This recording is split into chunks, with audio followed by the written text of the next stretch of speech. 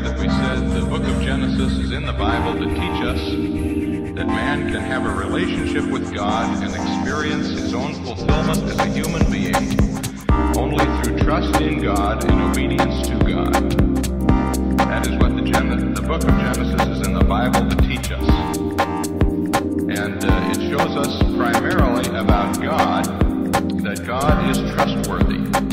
At the very beginning of his revelation to man, God demonstrated to all human beings that he is a person who can be trusted. That theme runs throughout the book of Genesis.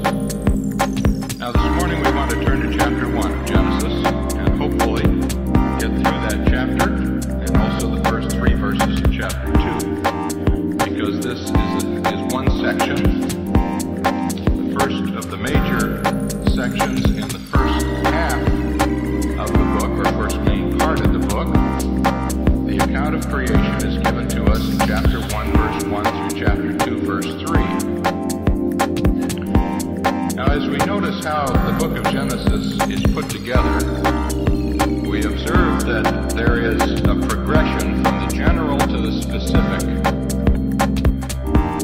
And it is very obvious in these first few chapters, because the creation of the universe is given to us in just one chapter.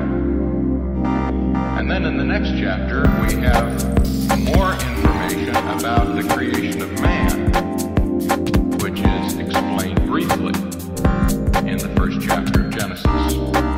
And then following chapter 2, there is even more emphasis on particular events that have to do with man's relationship with God.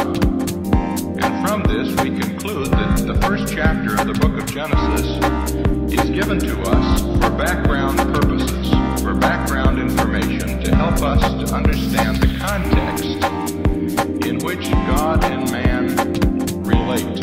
You remember from last week, hopefully, that relationship between God and man is the primary focus of the first 5 books of the Bible.